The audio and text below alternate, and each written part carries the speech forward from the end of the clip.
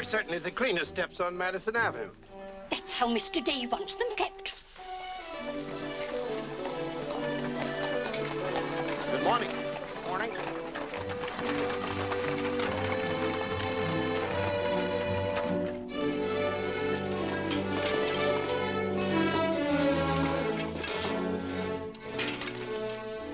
You're new here, aren't you? Just this morning. This is the way Mr. Day gets his milk. Get up.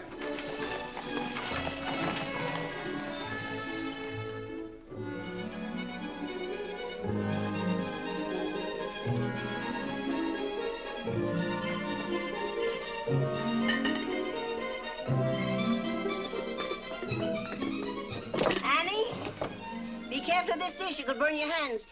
And keep the cover on till you're ready to serve them. Mr. Day likes his muffins hot. I'll do that.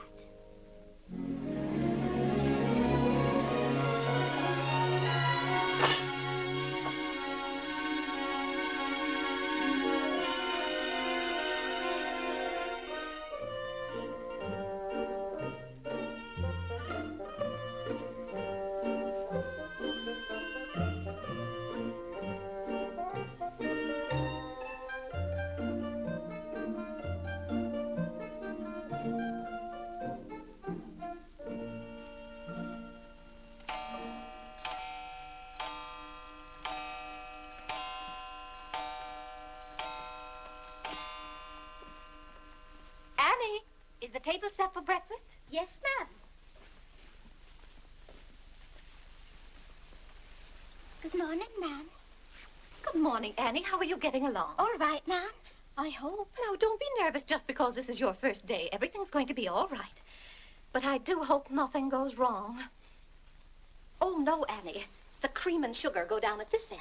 Oh, I thought in the center, ma'am. Everyone could reach the mace here. Mr. Day sits here. Oh, excuse me.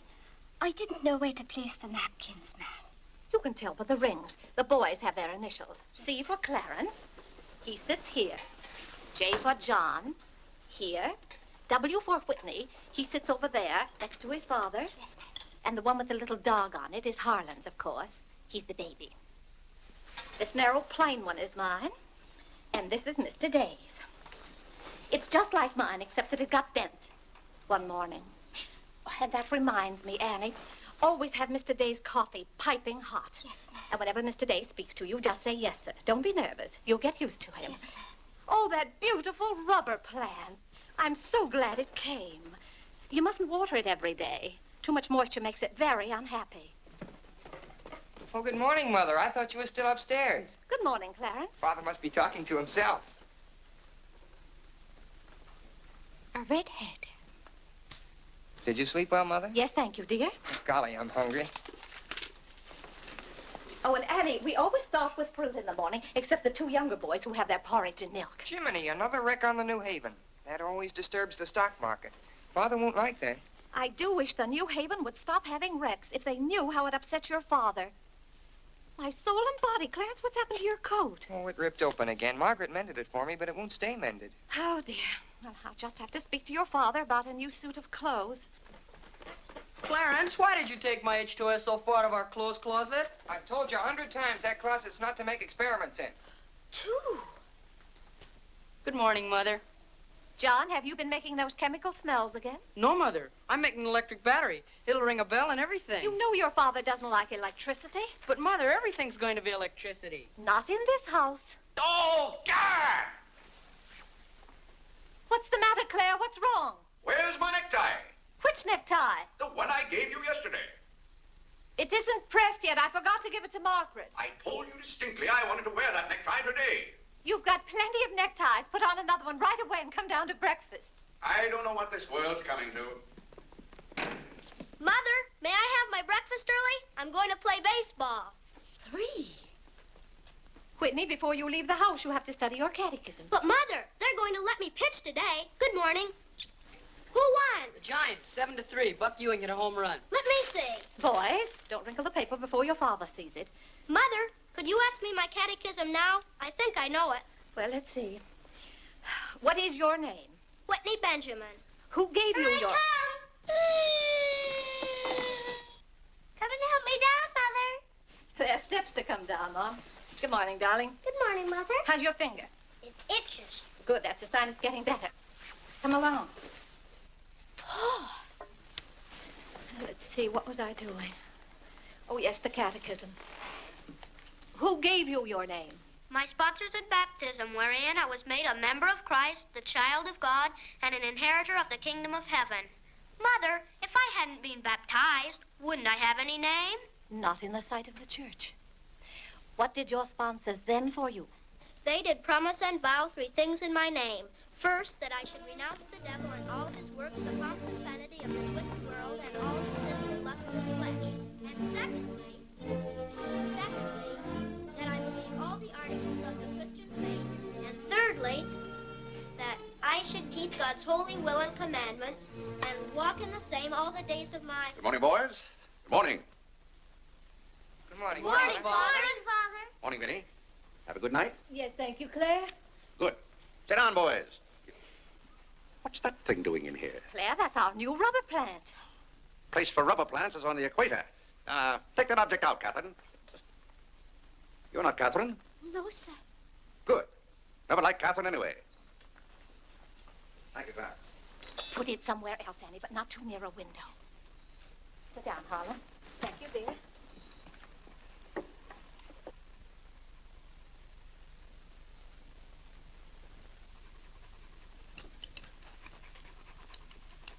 Where did that dog come from? She'll behave, Mother.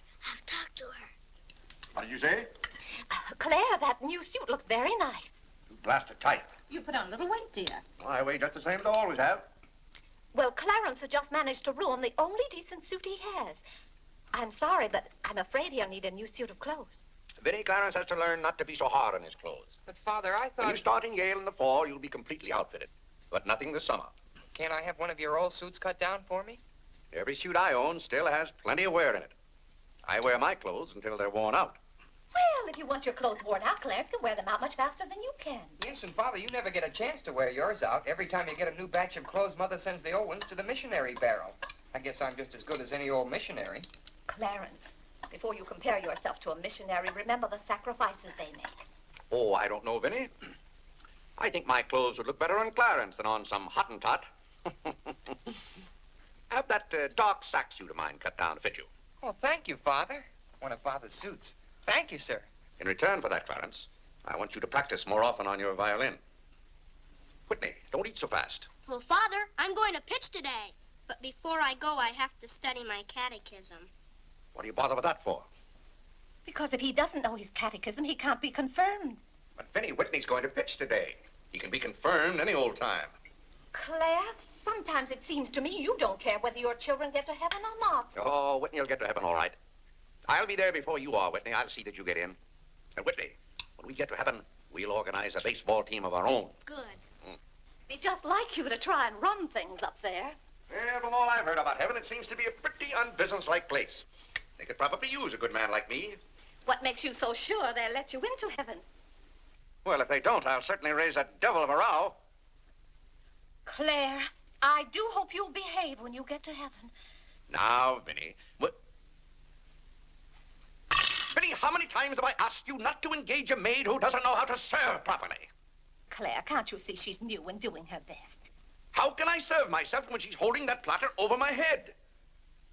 Hold it lower, Annie. Yes, ma'am.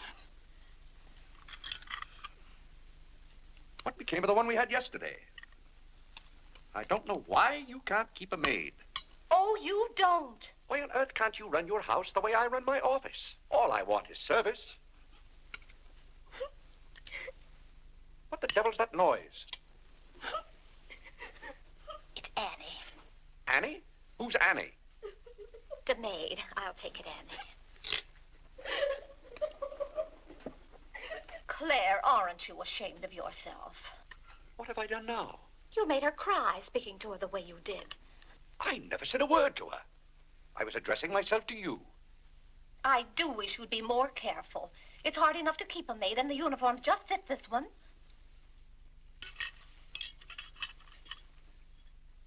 What's the matter, Claire? What's wrong?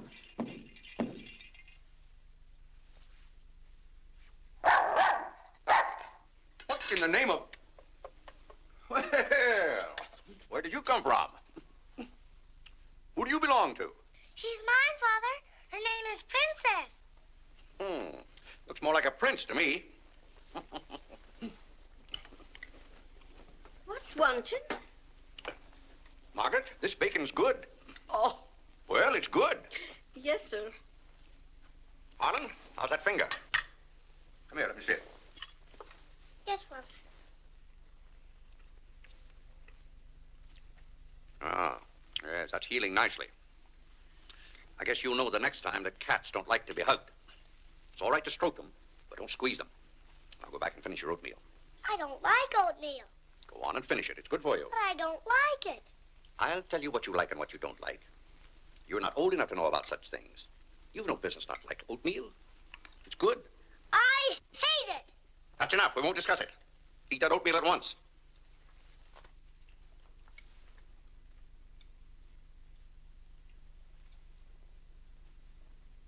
Ah.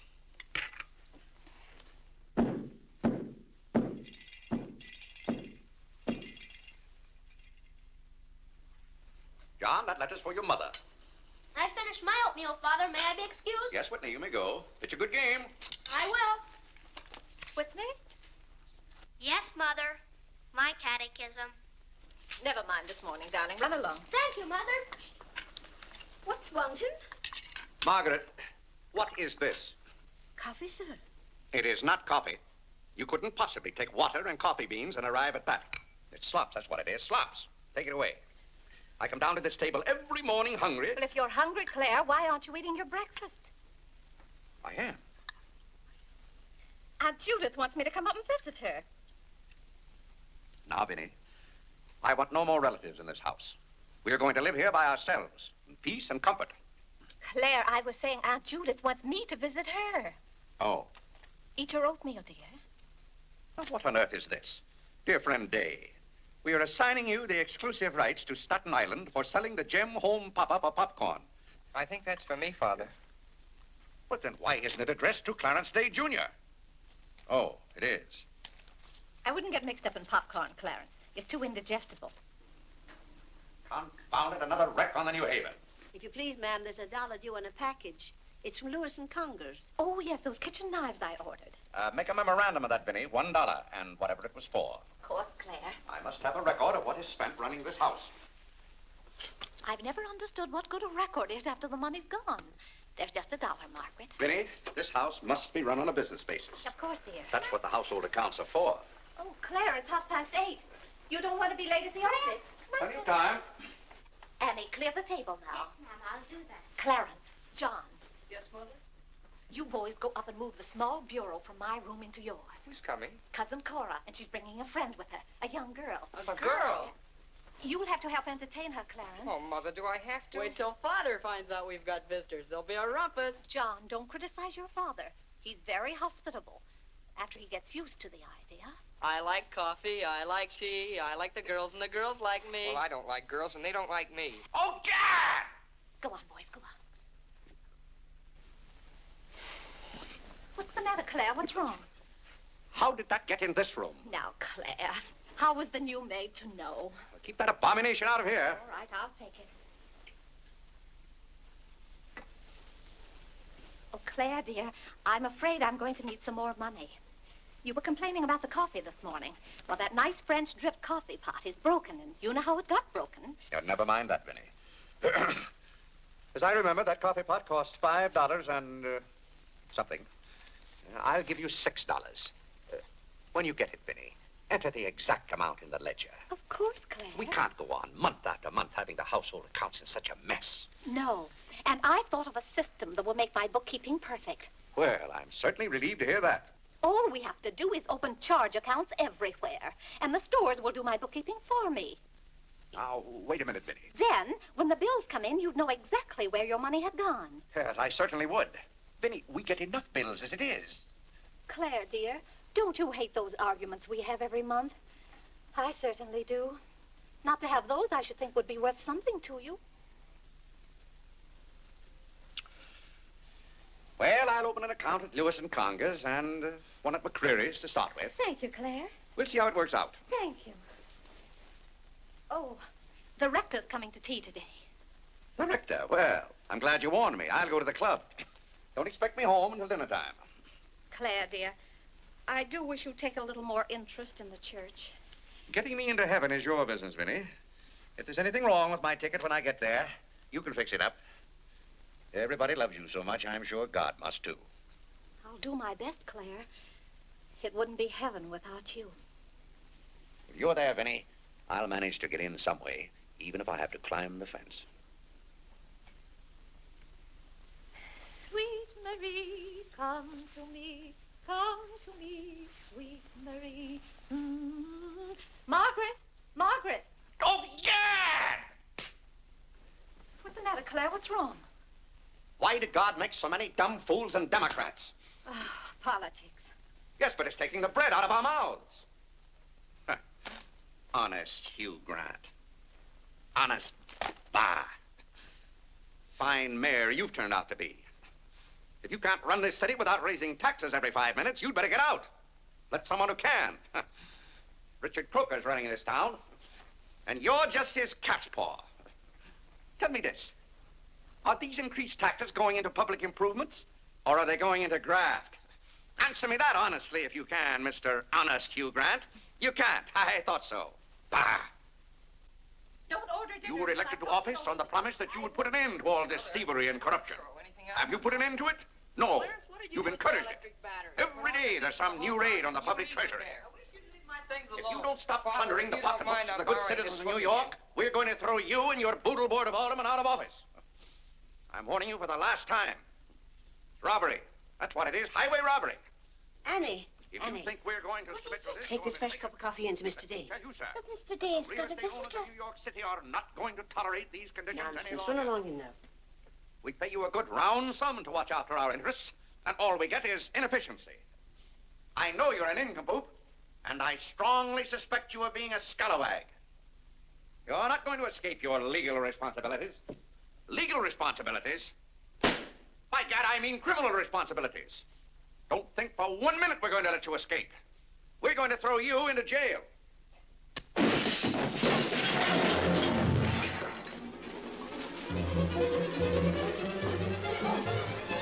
Annie, are you hurt?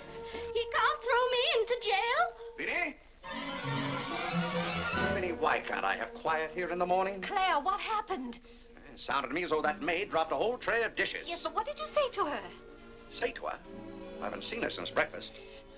I better get to the office. Oh, yes, Claire, you don't want to be late. I'll be home in plenty of time for dinner. Why don't we have chicken fricassee tonight? Well, Claire, chicken's gone up. It's 8 cents a pound.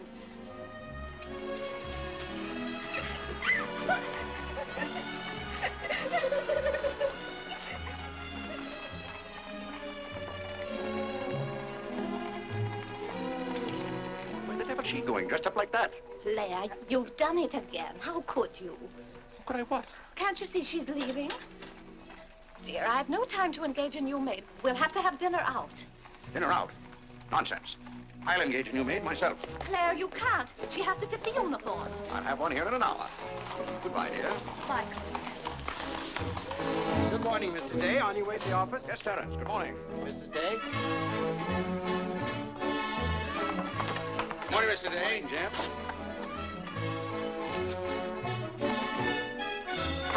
Get here.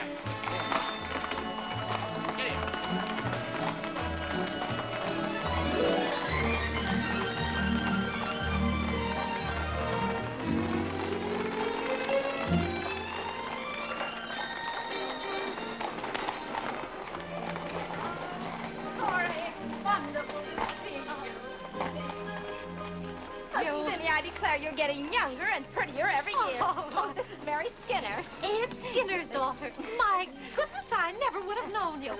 Just leave your things out here and come right on in. I've heard my father talk so much about you, Mrs. Day. Did he tell you how he used to dip my pigtails in the inkwell at school?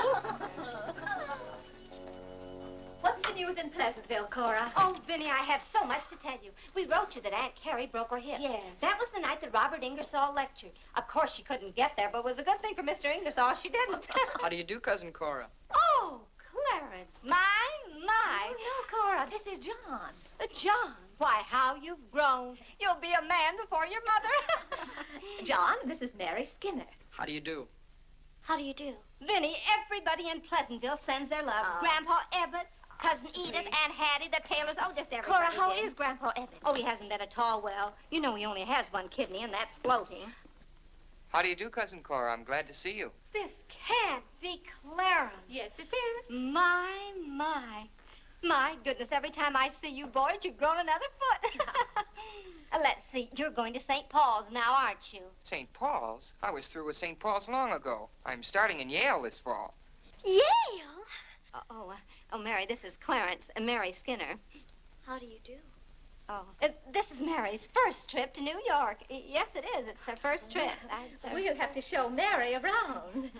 Oh, I tell you, I'll ask Mr. Day to take us all to Delmonico's for dinner tonight. Delmonico's? Think of that, Mary. Delmonico's. And Cousin Clara's such a wonderful host. Well, I know you girls want to freshen up, so come upstairs. Clarence, get their bags. I've given you girls Clarence's room, but he didn't know about it until Now, this Vinny, morning. I don't want you to He hasn't give us moved a his thought. things Don't out you yet. bother about us But for that doesn't 1 make any minute. John, get their old bags. Here, we just take care of ourselves.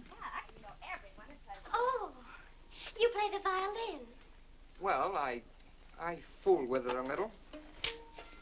You're just being modest. No, really, I play the piano. Not awfully well, but... Now, you're being modest. Do you ever play duets? Well, I haven't up to now. Neither have I. Up to now.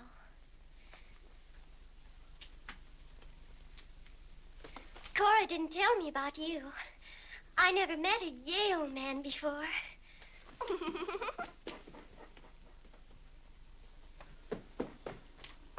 What's happened to you? Nothing. I feel fine.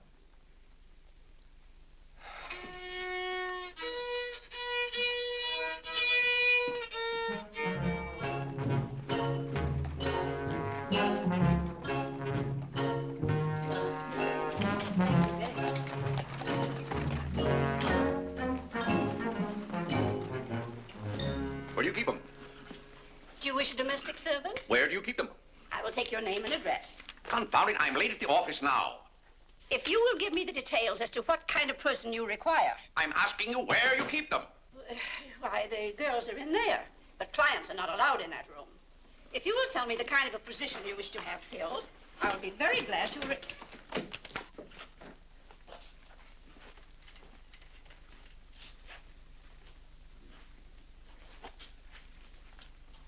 You stand up, please. Sir, this is quite against the rules. I must know what you want the girl for. I'll take that one. What's your name? Hilda, sir. Hilda, you go right over to 420 Madison Avenue. I will, sir. That's all, thank you. Sir, before I can let any girl go from this establishment, I must know the character of the home in which she will be employed. Madam, I am the character of my home.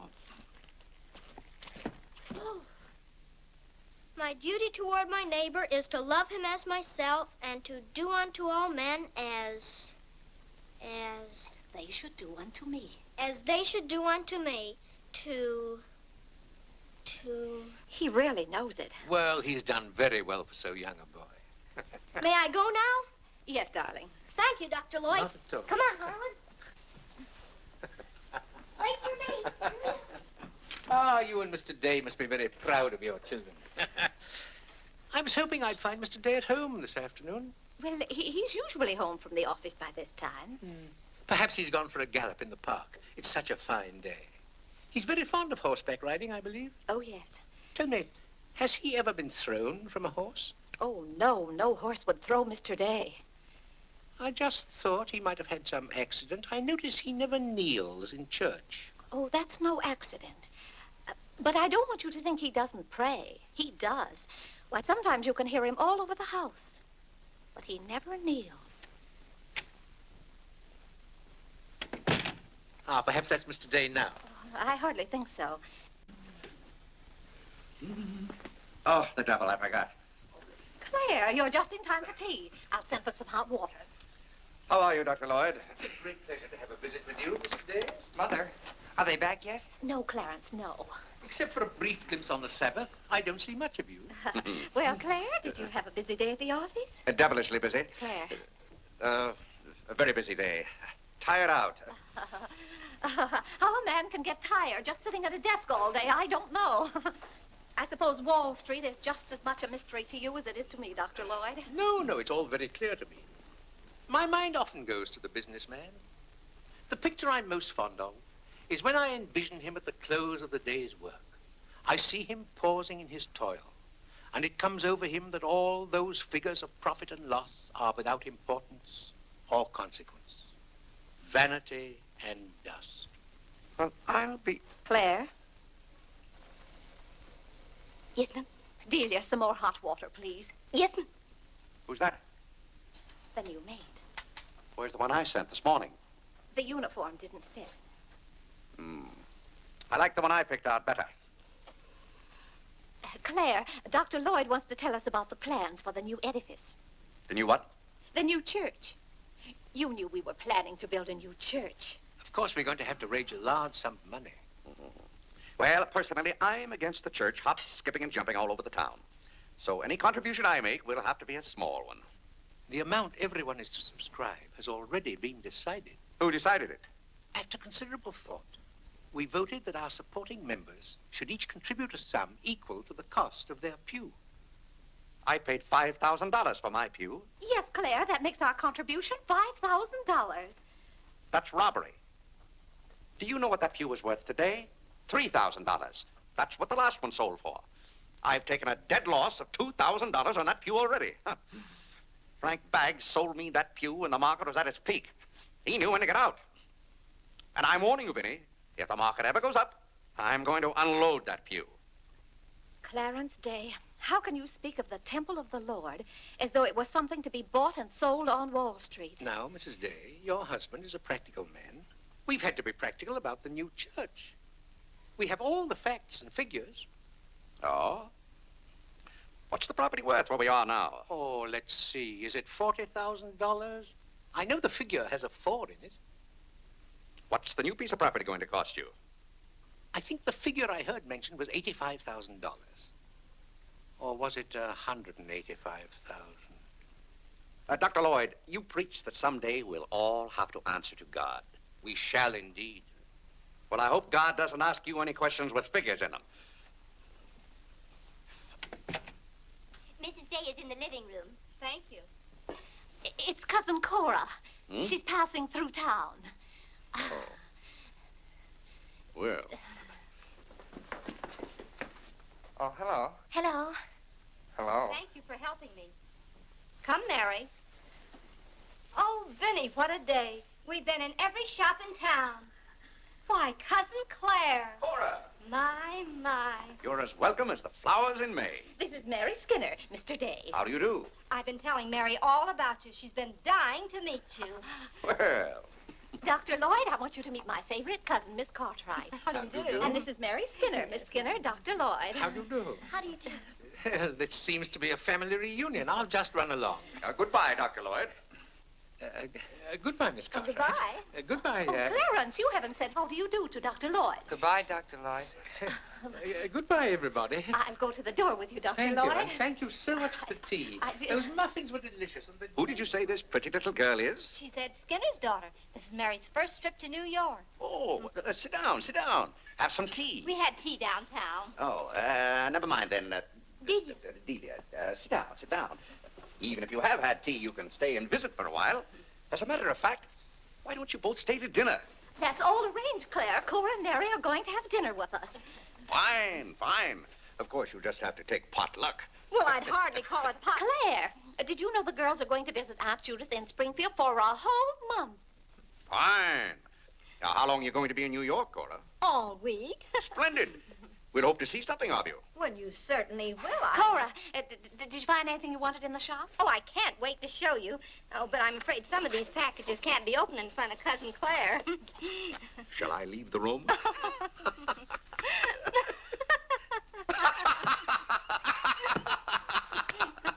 Oh, Clarence, would you take the packages in the hall up to our room, or should I say your room? Wasn't it nice of Clarence to give up his room to us for a whole week? Cora, come on, I just can't wait to see what's in those packages. Well, we'll be back soon. Vinny, I wish to speak to you before you go upstairs. I'll be down in just a minute, Claire. I wish to speak to you now. I'll be up in just a minute, Cora. It's all right, Vinny. Come along, Mary. Are those two women encamped in our house? Now, Claire. Answer me, Vinny. Now, Claire, you know... Answer me! Just a minute. Clarence.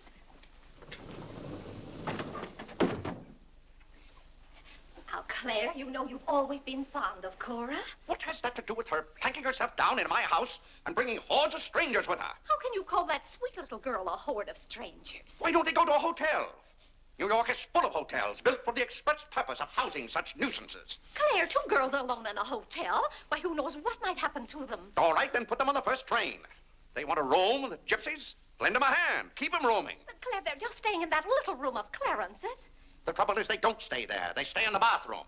Every time I want to take my bath, it's full of giggling females, washing their hair. I tell you, I won't have it. Send them to a hotel. I'll pay the bill gladly, but get them out of here. Father, I'm afraid they can hear you upstairs. Then keep those doors closed. Clarence, you open those doors. Open them all the way. Now, Claire, you be quiet and behave yourself. They're here, and they're going to stay here. That's enough, Vinny. I want no more of this argument.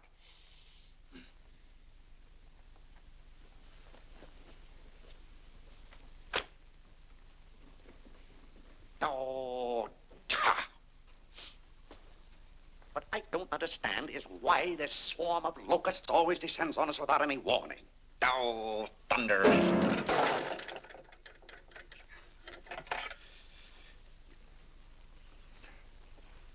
Vinny.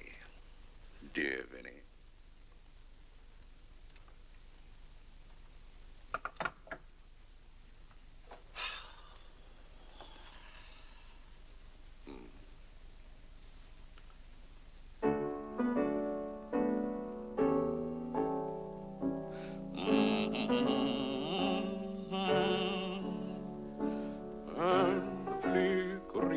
Shadows softly come and go. Oh, my heart, be merry. Father, may I go along with the rest of you to Delmonico's? What's that, Delmonico's? You're taking Mother, Cousin Cora, and Miss Skinner to Delmonico's for dinner tonight. Oh, Gad! I won't have it. I won't have it.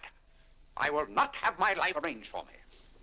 I bought this house for my own comfort. I will not submit myself to this indignity. Now, Claire, what's the matter? I won't stand it. By heaven, I won't stand it. Clarence. Do I understand that I am not permitted to have dinner in my own home? Oh, Claire, a little change will do you good. I have a home to have dinner in, and any time I can't have dinner at home, this house is for sale. Well, Claire, you can't have dinner here tonight because it isn't ordered. And besides, Cora and Mary want to see something of New York. Well, that's no affair of mine. I am not a guide to Chinatown and the Bowery. Oh, Mr. Day, I just love your house. I could live here forever.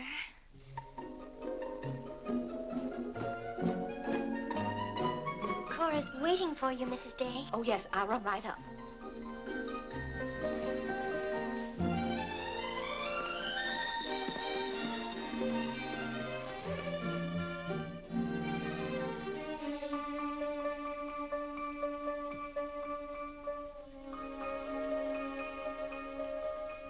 I'm glad you like our house, Miss Skinner.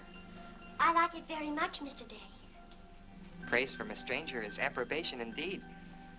At home, our living room is green. I like green. I like green, too.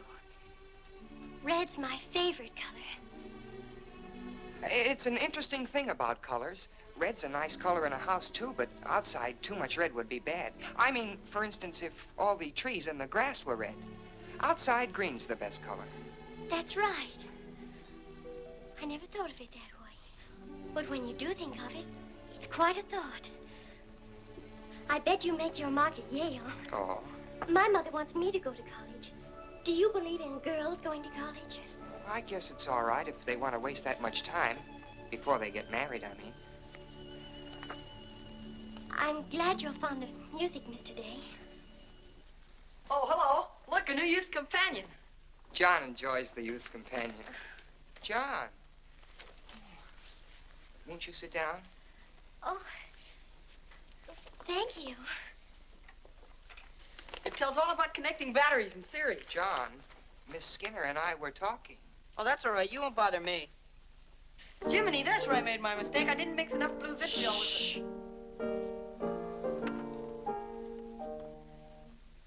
Oh, don't stop. Can you play that? I'm afraid not. Can you play Sweet Genevieve? That's my favorite. Not without my music. Hymns are nice, don't you think? I like this one.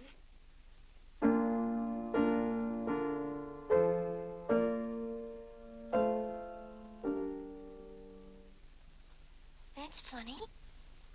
The words are the same, but it's the wrong tune. Oh, it can't be the wrong tune. We sing it exactly that way in church. We don't sing it that way in the Methodist church. You see, we're Methodists. Oh, that's too bad. Oh, I don't mean it's too bad that you're a Methodist. Anybody's got a right to be anything they want, but what I mean is, we're Episcopalians. Yes, I know.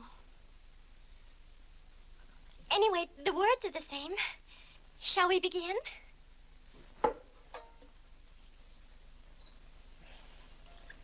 Now.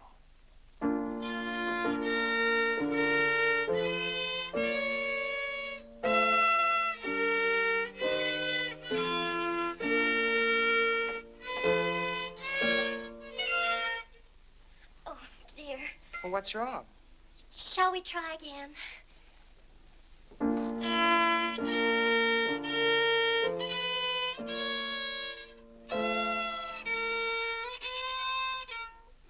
It must be my fault. Oh, no, it's my fault. No, you're the Episcopalian.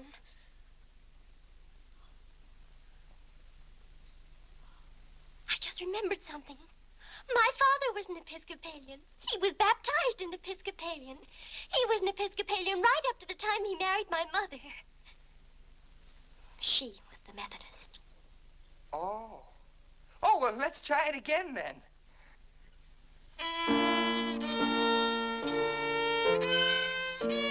Well, Clarence, if you're going to Delmonico's with us, you'd better get dressed. Am I going to? Jiminy. Thank you, Father. Be ready in just a minute, Mother. Minnie, that young lady looks about the same age you were when I came out to Pleasantville to rescue you. Rescue me? You came out there to talk me into marrying you. It worked out just the same. Ah.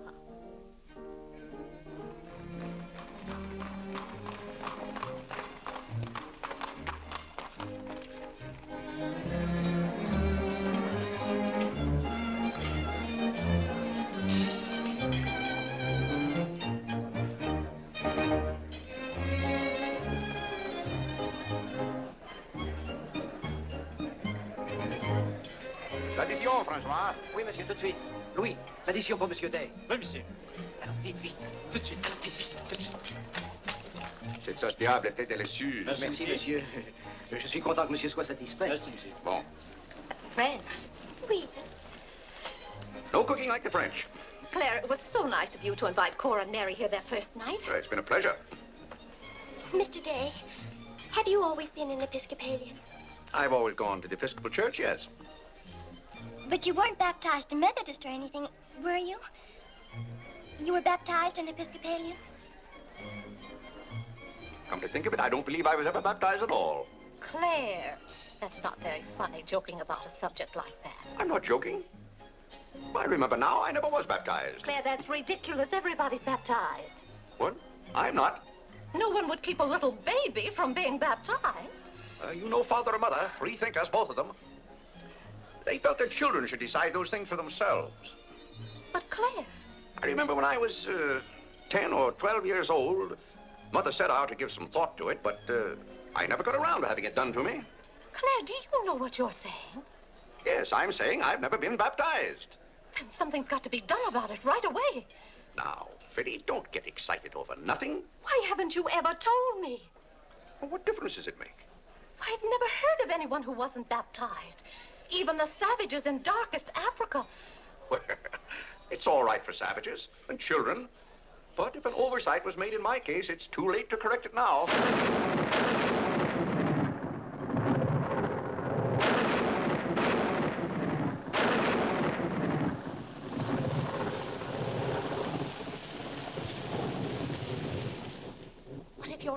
baptized, you're not a Christian. Why, confound it, of course I'm a Christian. A mighty good Christian, too. A lot better Christian than those psalm singers in church. But you can't be if you won't be baptized. I won't be baptized, and I will be a Christian. I'll be a Christian in my own way. Claire, don't you want to meet us all in heaven?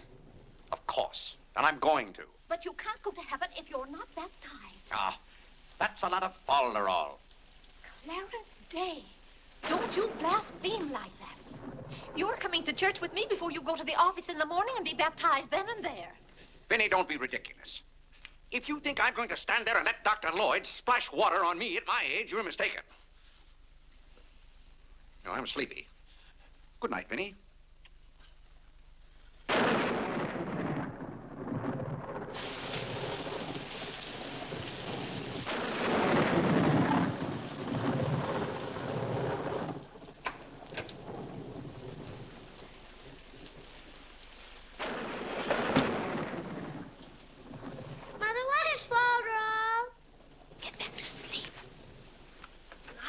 Yes, Whitney. If Father hasn't been baptized, he hasn't any name. In the sight of the church, he hasn't any name. That's right. Maybe we're not even married.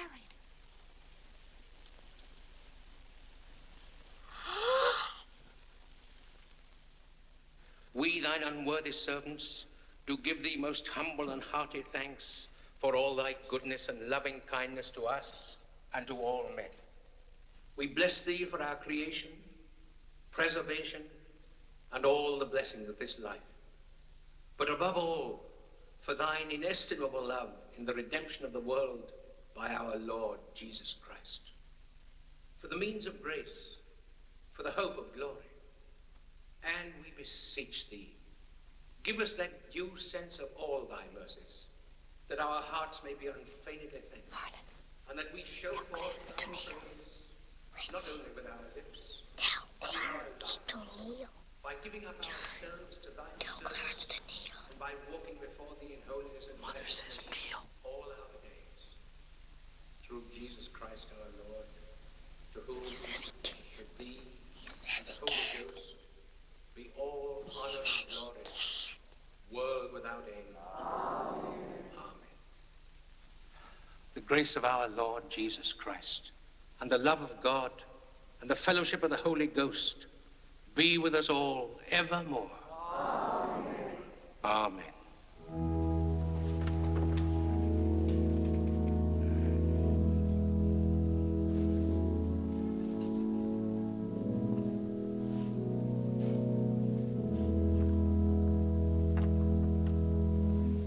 And so, my friends, what comfort and security it gives us when we have reached the age of understanding, to know that the rite of baptism has not been neglected in our infancy or youth.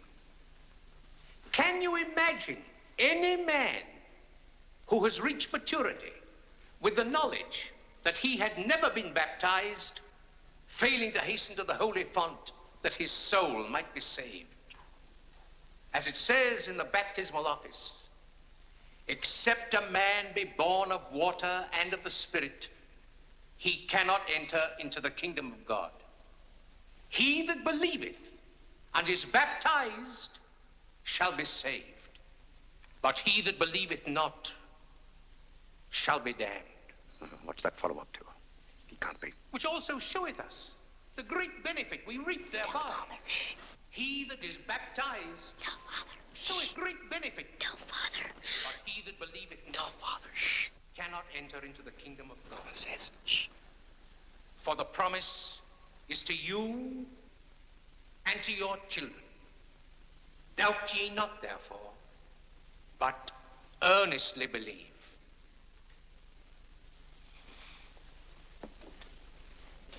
In the name of the Father, and of the Son, and of the Holy Ghost. Amen. Amen.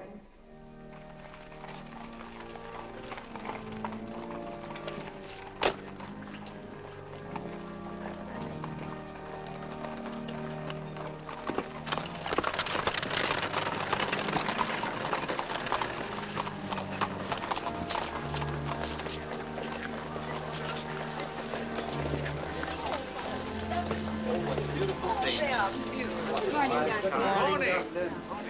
This is William Tyler Wickersham. And this is Wilhelmina Eugenia Wickersham. What a lovely day for them to be baptized. The happiest day of my life. Sure it is. Lovely set. Thank you, Melinda.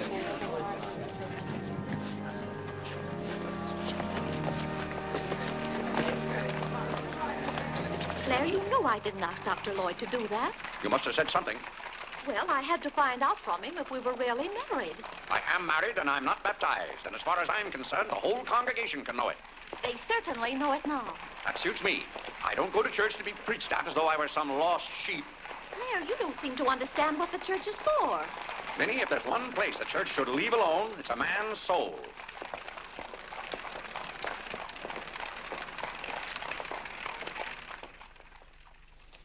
Well, he's going to be baptized, Cora. You mark my word. I just couldn't go to heaven without Claire. Why, I get lonesome for him even when I go to Ohio. It's awfully hard on a woman to love a man like Claire so much. Oh, men are so aggravating. They take everything for granted. They certainly do. You know, I don't believe Claire's come right out and told me he loves me since we've been married. Of course, I know he does because I keep reminding him of it. You have to keep reminding them, Cora. Minnie, the table isn't set for dinner yet. I'll be back in a minute, Cora. We're having it after Cora and Mary go to the train. Their cab's coming at 1 o'clock. Cab? The horse cars go right past the door. But, Claire, they have those heavy bags. Cabs are a waste of money. Well, if dinner's going to be delayed, I'll work on this month's bills. Where are they? Now, Claire, it isn't fair to go over the household accounts when you're hungry. Vinny, where are those bills? They're in the library on your desk. Oh. I didn't know dinner was going to be late. No one ever tells me anything in this house. Back home, I ride all the time. I love horses. The horse is my favorite animal. Well, goodness, where have you two been? Clarence wanted to show me his grandfather's house. You'll have to hurry and finish your packing. It won't take me long. Can I help you pack? Clarence! Clarence? Why did you kneel in church today? I just couldn't. If it's because your father doesn't kneel, you must remember he wasn't brought up to kneel in church. But you were. Has it anything to do with Mary? I know she's a Methodist. Oh, no, Mother. Methodists kneel. Mary told me. They don't get up and down so much, but they stay down longer. Clarence, you want to kneel, don't you? Oh, yes, I wanted to kneel today. I tried. You saw me try, but I just couldn't. Is that suit of your father's too tight for you? No, it's not too tight. Well, what is it? Mother, very peculiar things have happened to me since I started to wear this suit. I can't seem to make these clothes do anything Father wouldn't do. Oh, that's nonsense, Clarence. And not to kneel in church is a sacrilege. Making Father's trousers kneel seemed more of a sacrilege. Clarence! Do you know what happened at Dura Wakefield's party for Mary last night? We were playing musical chairs, and some girl sat down suddenly right on my lap. Well, I jumped up so fast she almost got hurt. She was sitting on Father's trousers. Well, Mother, I've got to have a suit of my own. My soul and body. Well, you'll just have to talk to your father about it. I'm sure if you approach him the right way, you know, tactfully, he'll see. Oh, excuse me. Gracious. It didn't take you very long. Well, I'll see about your box lunch for the train. Remember, it's Sunday.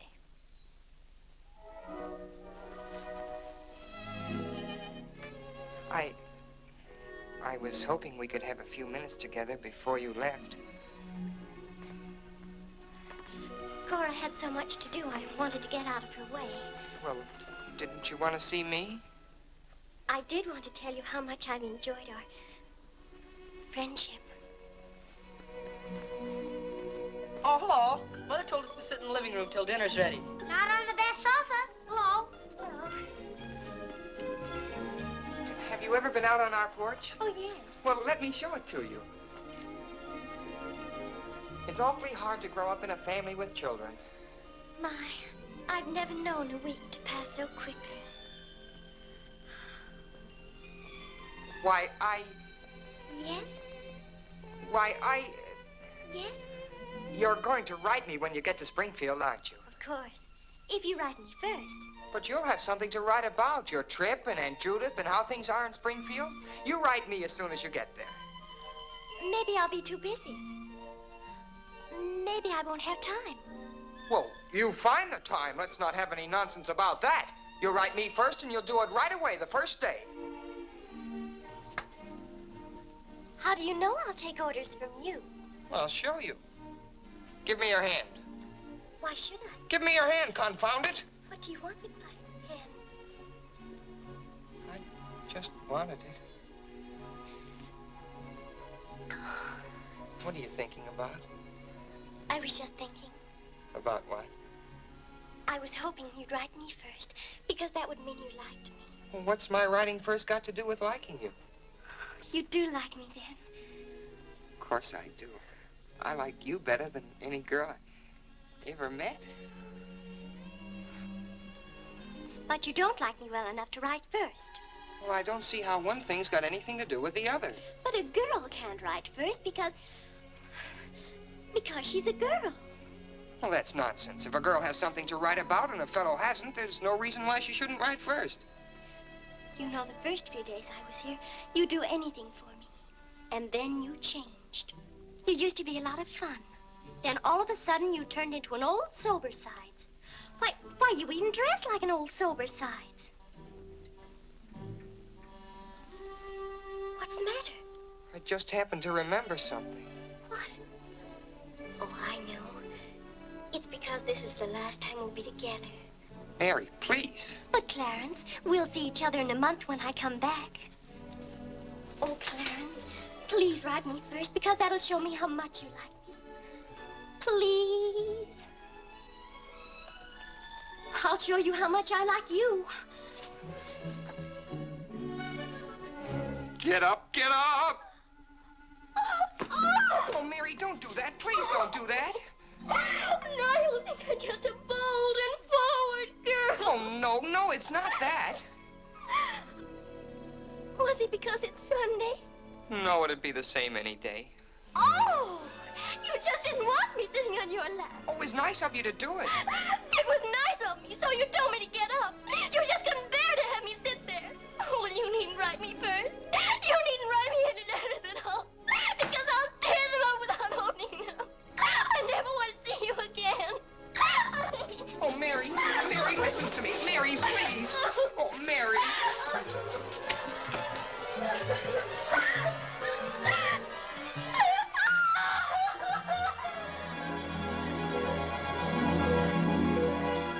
Clarence! Yes, Father? That young lady's crying. She's in tears. What's the meaning of this? I'm sorry, Father. It's all my fault. Nonsense. What's that girl trying to do to you? Well, no, she wasn't. It was... Well, whatever the quarrel was about, Clarence, I'm glad you held your own. Father, I have to have a new suit of clothes. You've got to give me the money for it. Young man, do you realize that you're addressing your father? I'm sorry, Father. I apologize. But you don't know how important this is to me. A new suit of clothes is so important. Oh, why should... Clarence, has your need for a new suit of clothes anything to do with that young lady? Yes, Father. Why, Clarence. Why, this comes as quite a shock to me. What does, Father? You are being so grown up. Still, I might have known if you were going to college this fall. Yes, you're at the age when you'll be meeting girls. Clarence, there are things about women that I think you ought to know. Sit down.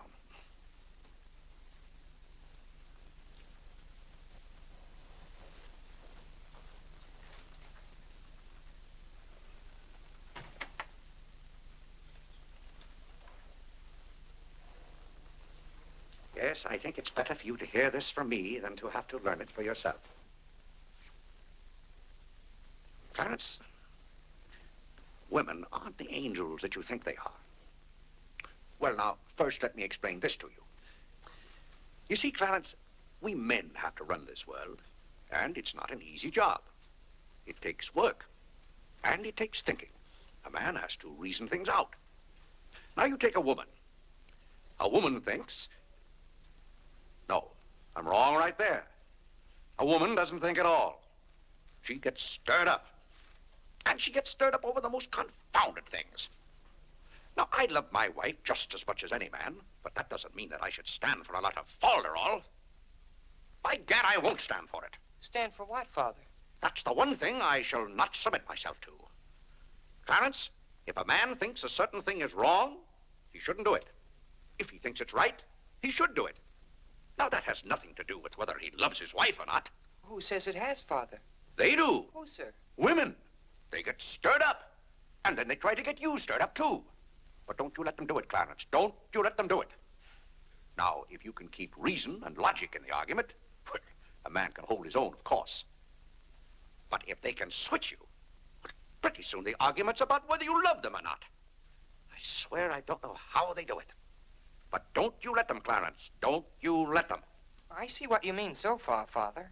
If you don't watch yourself, love can make you do a lot of things you don't want to do. Exactly. But if you do watch out and know just how to handle women, then you'll be all right. All a man has to do is be firm. You know how sometimes I have to be firm with your mother. Yes, but Father, what can you do when they cry? Well, that's quite a question. You just have to make them understand that what you're doing is for their good. I see. Now, Clarence, you know all about women.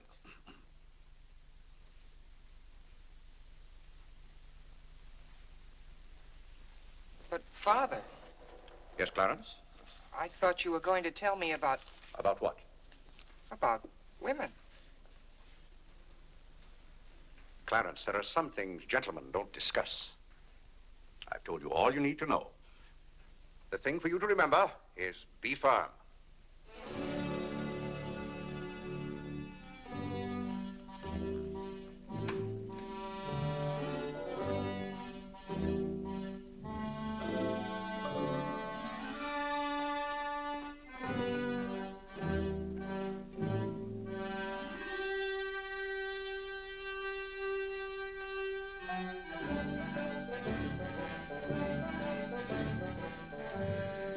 Mary, when you get to Springfield, the very first thing you...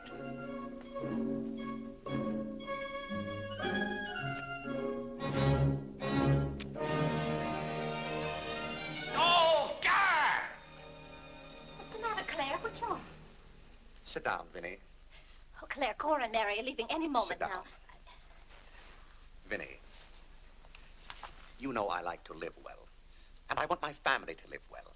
But this house must be run on a business basis. I must know how much money I'm spending and what for. For instance, if you recall, a week ago, I gave you $6 to buy a new coffee pot. Yes, because you broke the old one. You threw it right on the floor. I'm not talking about that. Now, I find here among my... It was a pity to break that nice coffee pot, Claire. It was imported from France, and that little shop has stopped selling them. But what has that They to... said the tariff wouldn't let them, and that's your fault because you're always voting to raise the tariff.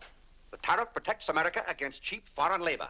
Now, this bill... The tariff does nothing but put up the prices, and that's hard on everybody, especially the farmer. Vinny, I wish to heaven you wouldn't talk about matters you don't know anything about. I do, too, know about them. Miss Gulick says that every intelligent woman should have some opinion Who, about... may I ask, is Miss Gulick? She's the current events woman I told you about, and the tickets are $1 every Tuesday. Do you mean to tell me that a pack of idle-minded females pay $1 apiece to hear another female gabble about the events of the day? Listen to me if you want to know anything about the events of the day. But you get so excited, Claire. And besides, Miss Gulick says that our president, whom you're always belittling, prays to God for guidance. Vinny, what happened to that $6? What $6? I gave you $6 to buy a new coffee pot. Now I find that you apparently got one at Lewis and Congress and charged it. Here's the bill. One coffee pot, $5. So you owe me $1, and you can hand it right over. I'll do nothing of the kind. What did you do with that $6? Well, Claire, I can't tell you now, dear. Why didn't you ask me at the time? I give up. Wait a minute. I spent $4.50 for that new umbrella. Now we're getting somewhere. One umbrella, $4.50. And that must have been the week I paid Mrs. Tobin for 2 extra days washing. Mrs. Tobin. That's $2 more. That $2. makes $6.50, and that's another 50 cents you owe me. I don't owe you anything. What you owe me is an explanation of where my money's gone. I do the best I can to keep down expenses. You know yourself, Cousin Phoebe spends twice as much as we do. Don't talk to me about your cousin Phoebe. You talk about your own relatives enough. That's not fair, Vinny. When I talk about my relatives, I criticize them. I can't even speak of Cousin Phoebe. You can speak of her all you want to. But I won't have Cousin Phoebe or anyone else dictating to me how to run my house. I didn't say a word about her dictating. Claire, you know she isn't that. You said... Well, I don't know what you said now. You never stick to the point. Now, we're going over this account book, item by item. I find here a bill for $38. I don't know what you expect of me. I tire myself out chasing up and down those stairs all day long, trying to look after your comfort, to bring up our children. I do the mending and the marketing. Now you want me to be an expert bookkeeper, too.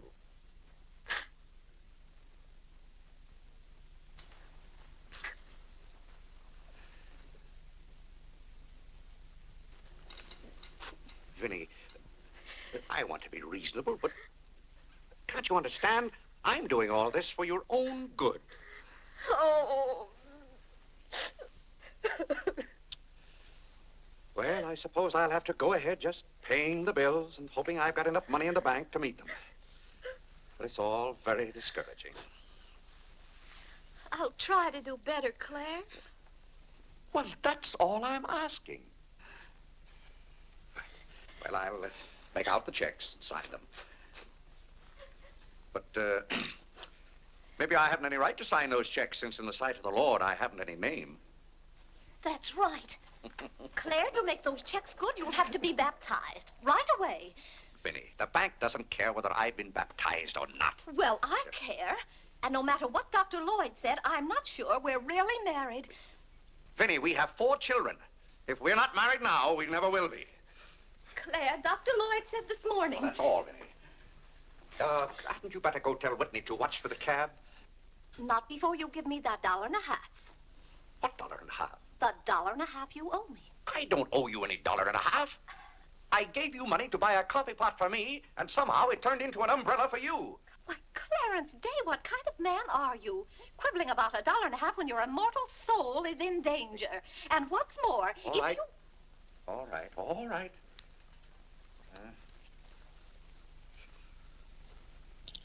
Thank you, Claire. Now the accounts are all straight again.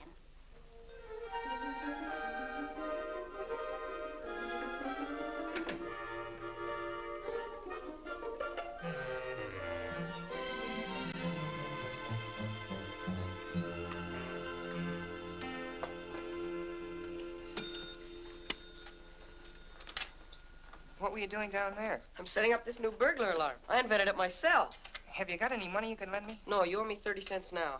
Well, I'll give you my stamp collection and my piece of John Wilkes Booth's finger. How much?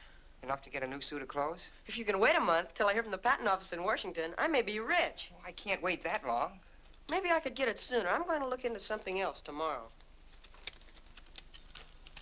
Wanted, an energetic young man to sell household necessity. Liberal commission. Apply 312, but... John, let me have this job. Why should I give you my job? They're hard to get. But I've got to get a new suit of clothes. Maybe I could get the job for both of us. I'll ask the man.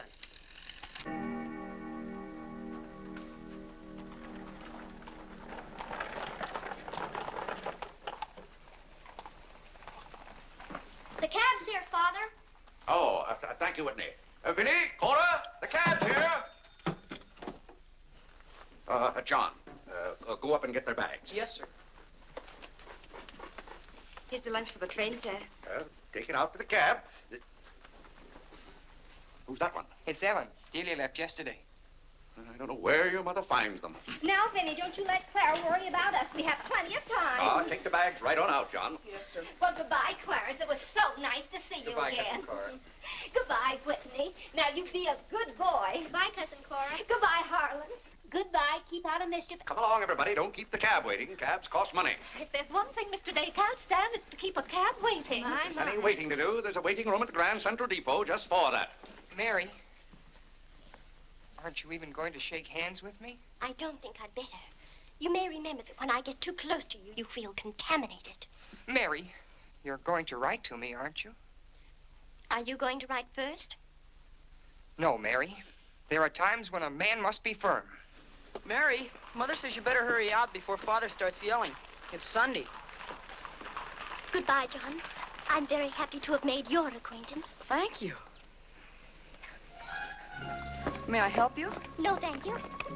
Take care of yourself. Goodbye, Mr. Day. Goodbye, Mary. Goodbye, Mrs. Day. I've had a wonderful Goodbye, time. Mary. Bye-bye. Goodbye. Goodbye, Cousin Claire. Goodbye, Cora. Goodbye, Cora.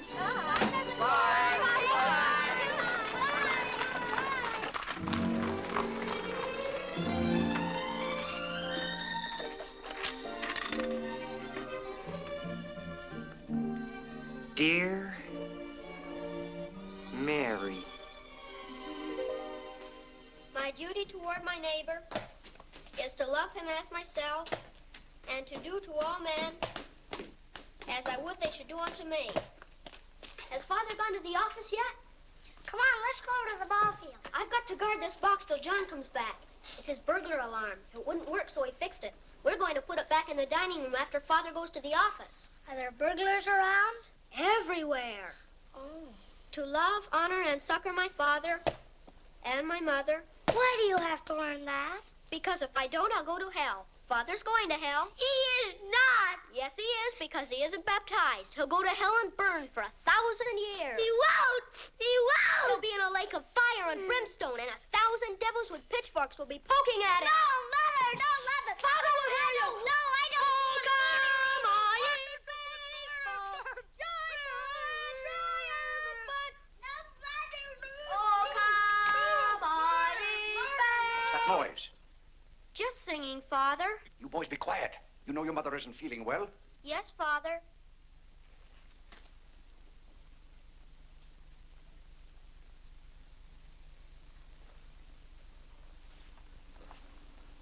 What did your mother say?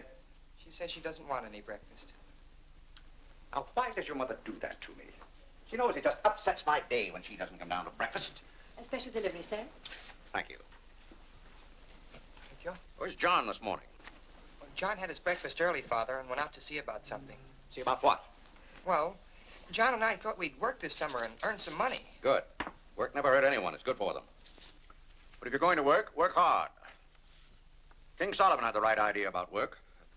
Whatever thy hand findeth to do, Solomon said, do thy doggonedest. Well, I don't understand this at all. Here's a letter from some woman I never even heard of. Oh, Father. Don't gad! What is it, Father? This woman claims that she sat on my lap and that I didn't like it. Huh. What's that word? No, that one down there.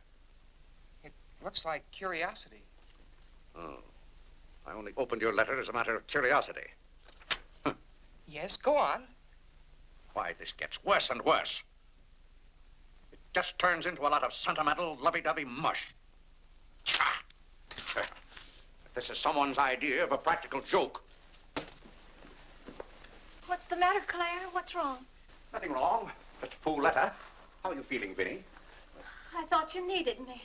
If you don't, I'll go back to bed. Oh, no. Come sit down and get some food in you. Do you good. Build up your strength. Yeah, here, sit down. Here, what's this one's name? Nora. Nora, get Mrs. Day some bacon and eggs. No, Nora. No, bring me a cup of tea up to my room. Yes, ma'am. Oh, Vinny, it's just weak to give in to an ailment. I notice when you have a headache, you yell and groan and swear enough.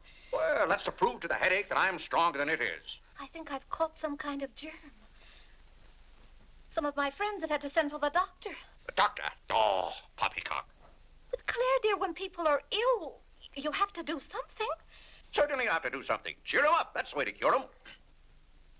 How would you go about cheering them up? I'd tell them, bah.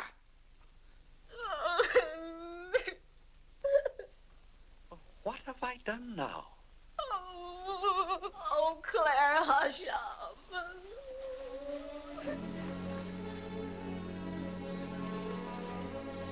Hey, I didn't mean to upset you.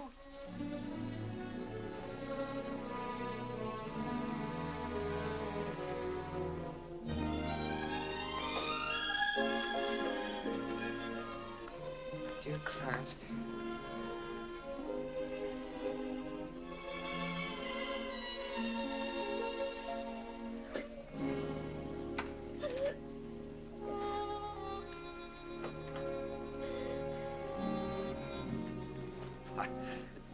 I was just trying to help you.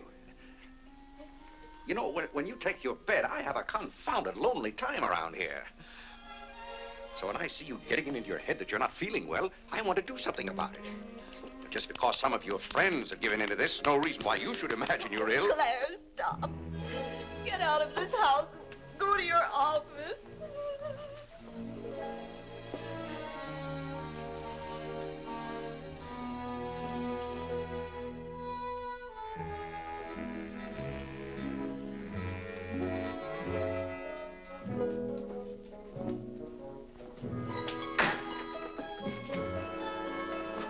Did you get the job? Yes, for both of us. Look, I've got it with me.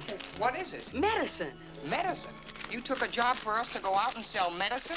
But it's wonderful medicine. Look what it cures. A sovereign cure for colds, coughs, catarrh, asthma, quinsy, and sore throat. Poor digestion, summer complaint, colic, dyspepsia, heartburn, and shortness of breath. Lumbago, rheumatism, heart disease, giddiness, and women's complaints. Nervous prostration, St. Vitus dance, jaundice, la grippe, proud flesh, pink eye, seasickness, and pimples. It's made from a secret formula known only to Dr. Bartlett. We get 25 cents commission on every bottle we sell, and he's giving us the territory of all Manhattan Island. Well, lots of fathers and mothers' friends have some of those diseases. Let's start out by calling on them. Yes. Oh, what if they ask us if we use it at our house? Oh, yes, it would be better if we could say we did. Excuse me? Oh, is that the tea for Mrs. Day? Yes. Well, I'll take it up to her. Thank you. Right away now, while it's hot. What's the matter with Mother? I don't know. She was just complaining. Say, it says here it's good for women's complaints. Here.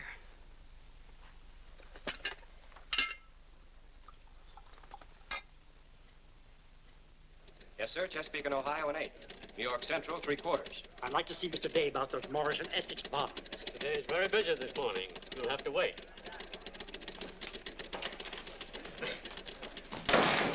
Where's Father? Well, Master Whitney, have you come to pay us a visit? Where's Father? He's busy in his office with a customer. Master Whitney! But, Mr. Day, the president of the firm has Father, you have to come home right away. What's the meaning of this? Who sent you down here? Your mother? No, sir. Mother's ill. She's terribly ill. Did the doctor send you for me? No, sir. It was Margaret. Margaret? Margaret says you're to come home right away and no nonsense. Perkins, go down and stop the first cab you see. A cab, sir? For you, Mr. Day? Yes, I want a cab, and no nonsense. Yes, sir. I'm sorry, Mr. Hopkins.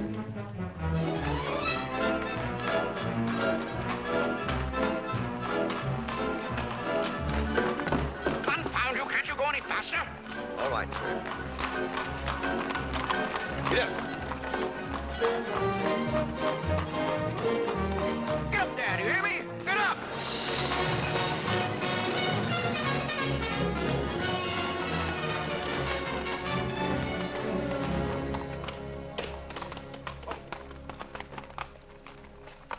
Oh, Doctor, how is Mrs. Day? She's a pretty sick woman. Oh, what's wrong with her? Well, do you know or don't you? What did Mrs. Day have for breakfast this morning? Not a thing. I tried to get her to eat something, and she wouldn't. I can't understand it. Understand what? These violent attacks of nausea. It's almost as though she were poisoned. Poisoned? Let me take your cab. I'll try not to be gone more than 10 or 15 minutes. And, Mr. Day, you're not to go into a room. You'd better get her well. Right away, or you'll hear from me. Turn west on 47th Street. Get up, get up.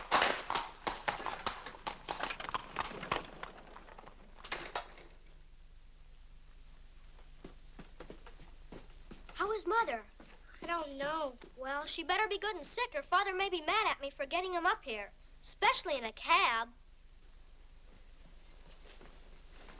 Has your father come? Yes, just now. Where are you going, Margaret? I have to go for the minister.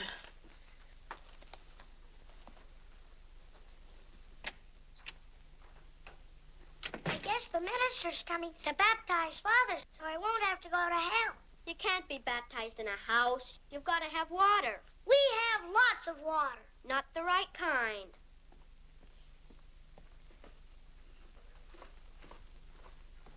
Is Mother better, Father? How can I tell? She wouldn't let me in the room with her. These confounded doctors never know what's the matter with anybody.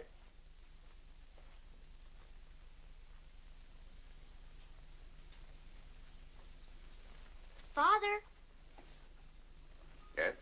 Mother's going to get well, isn't she? Of course she's going to get well. Father, may we come in? It's lonesome without Mother. Yes, it is, Harlan. It's lonesome. Come in, boys.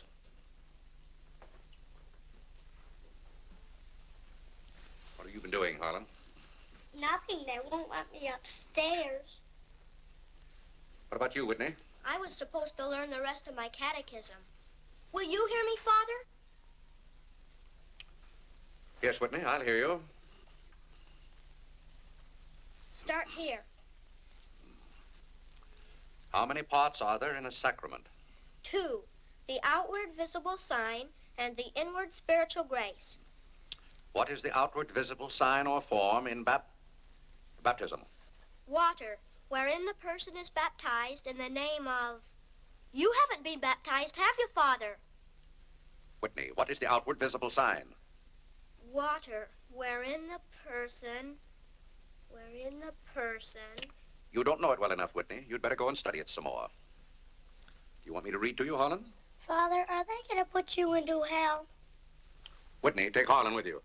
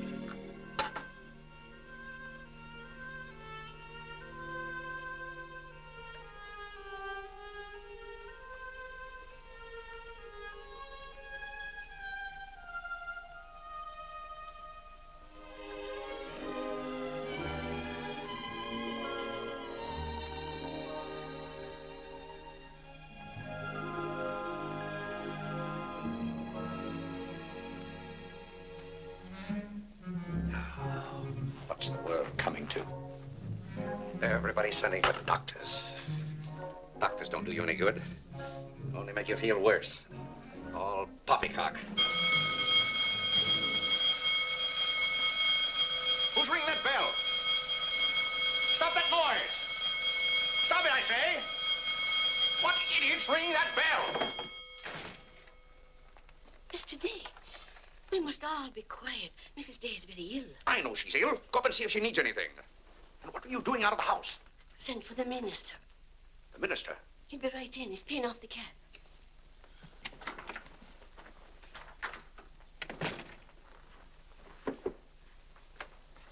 I was deeply shocked to learn the serious nature of Mrs. Day's illness. Will you take me up to her?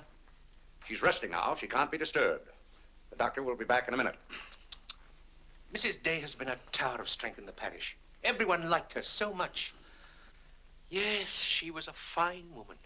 I wish to heaven you wouldn't talk about Mrs. Day as if she were dead.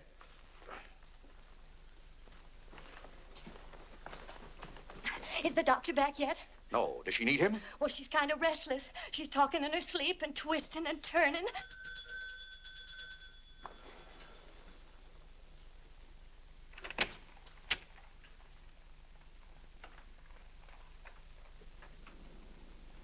Well, Doctor, it seems to me that was a pretty long 10 minutes. See here, Mr. Day, if I'm to handle this case... How can you handle it if you're out of the house?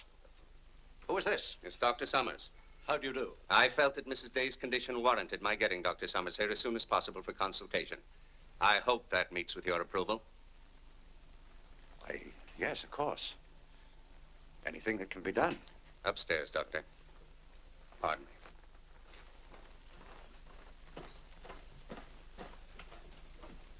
Mrs. Day is in good hands now, Mr. Day. There's nothing you and I can do at the moment to help. Dr. Lloyd. Yes? There's something that's troubling Mrs. Day's mind. Oh? I think you know what I refer to. Yes. You mean the fact that you've never been baptized? Yes, I gathered that you knew about it from your sermon last Sunday. But let's not get angry. I think something had better be done about it. Yes, Mr. Day? When the doctors get through up there, I want you to talk to Mrs. Day. I want you to tell her something. Why, I'd be glad to. You're just the man to do it. She shouldn't be upset about this. I want you to tell her that my being baptized would just be a lot of confounded nonsense. But, Mr. Day... No, she'd take your word on a thing like that. And we both must do everything we can to help her now. But the solution is so simple. It would take only your consent to be baptized. That's out of the question. And I'm surprised that a grown man like you would suggest such a thing.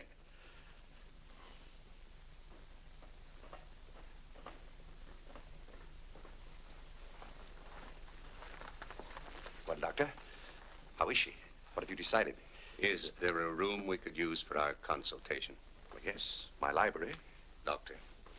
Well, Dr. Summers, this isn't serious, is it?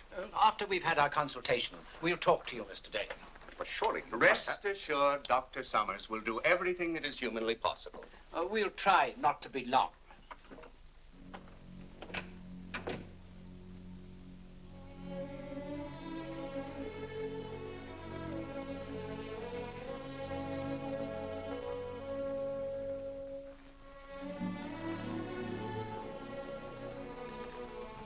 Tell me, this Dr. Summers, he's very highly thought of, isn't he? Oh, yes. Well, if Vinnie is seriously...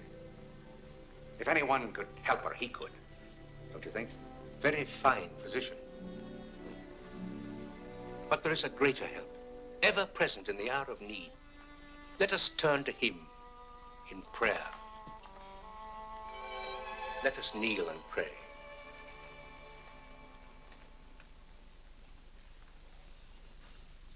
Let us kneel and pray.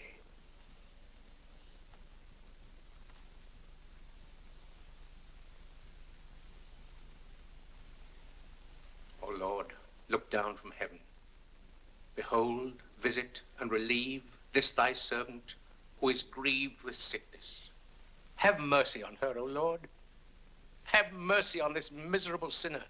Forgive her, and extend thy accustomed She's goodness. not a miserable sinner, and you know it. Oh, God! You know Vinnie is not a miserable sinner. She's a fine woman. She shouldn't be made to suffer. It's got to stop, I tell you. It's got to stop. Have mercy, I say. Have mercy, I tell you. What's the matter, Claire? What's wrong? Vinnie. Vinnie, what are you doing down here? You shouldn't be out of bed. You get right back upstairs. I heard you call. Do you need me? Vinnie, I know now how much I need you. Get well, Vinnie. I'll be baptized. I promise. I'll be baptized. You will? I'll do anything. Oh, Claire. We'll go to Europe, just we two. You won't have to worry about the children or the household accounts. Or... Vinnie. Don't worry, Mr. Day. She'll be all right now. Bless you for what you have done. What'd I do? You promised to be baptized. I did? Oh, Gad!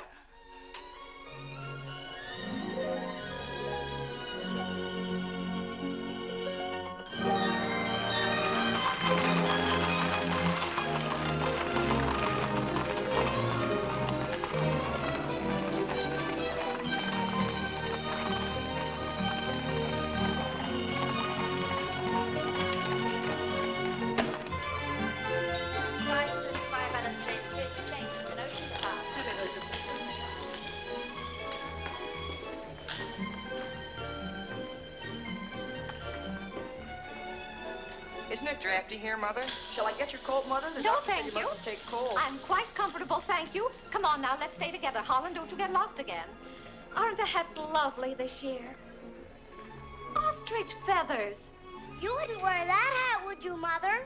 I think that's very pretty. I think they're all pretty.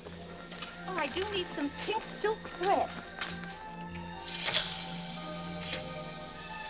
Oh, isn't this applique beautiful? Just arrived from Paris, madam. It's charming. What are you looking for, Mother? Oh, I'm just shopping.